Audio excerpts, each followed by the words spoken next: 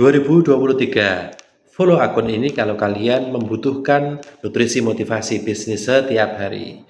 Nah, kita akan membicarakan mengenai kebutuhan primer. Jadi, kita sebagai manusia itu punya namanya kebutuhan primer. Ya, bukan hanya kita ya, tapi kita sebagai bukan user, tapi kita sebagai orang yang melakukan transaksi. Loh, kenapa demikian? Karena kayak misalnya sekarang tuh kan banyak nih orang punya satwa ya di rumah, kucing gitu kan misalnya. Nah, kemudian usernya siapa? Usernya kucing. Dia butuh apa? Misalnya makanan ikan, makanan kucing gitu kan dan sebagainya. Yang membuat kucing itu ya bisa mendatangkan rasa aman, nyaman bagi manusia. Tapi yang bayar ya manusia. Artinya manusia sebagai orang yang bertransaksi untuk kelangsungan hidup dari kucing. Nah, kembali, jadi kebutuhan primer kita manusia itu juga banyak sudut pandangnya, tapi teori yang paling paling basic itu adalah sandang, pangan, papan kan, pakaian, makanan, dan juga tempat tinggal. Itu yang paling basic. Dan secara umum sebenarnya masyarakat itu sudah terpenuhi ya. Walaupun demikian ini jangan salah, masih ada masyarakat yang kesulitan untuk mencari papan ya.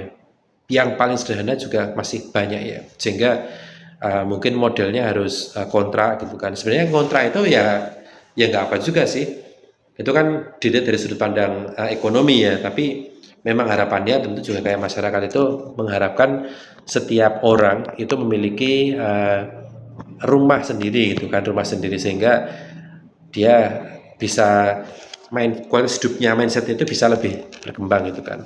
Kemudian sandang ini juga karena Indonesia itu kan negara tropis ya, negara khatulistiwa, jadi nggak perlu kayak negara 4 musim itu kan ada makanan, ada pakaian yang hangat kayak jaket yang tebal dan sebagainya. Kemudian itu kan beda-beda ya, maksudnya kebutuhan sandang lebih banyak. Tapi kalau orang Indonesia itu lebih simpel sih, asal nyaman dipakai. Makanya ada kayak kalau perempuan tuh baju sejuta umat ya, daster itu kan nyaman dipakai gitu kan. Dan itu kebutuhan basic tuh. Jadi kalau misalkan teman-teman jualan pebisnis daster itu juga bagus ya salesnya, transaksinya. Kemudian juga kayak makanan ya basic, olahan yang semi olahan gitu kan. Kalau jualan beras, telur dan sebagainya itu memang marginnya cukup tipis ya.